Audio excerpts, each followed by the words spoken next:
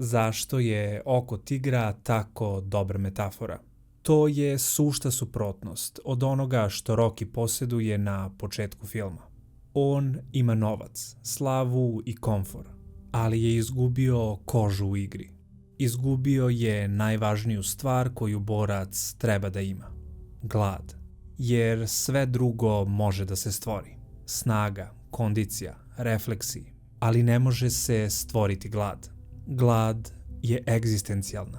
Ona je simptom života koji živiš. Ako je sve dobro, ako sve imaš, onda si sit. Ne možeš u isto vreme da budeš i gladan i sit.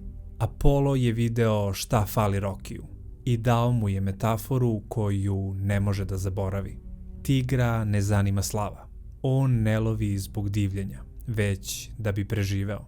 Slava odvaja čoveka od stvarnosti i pumpa mu ego. Zato je važno oko tigra, jer samo tada čovek radi srcem.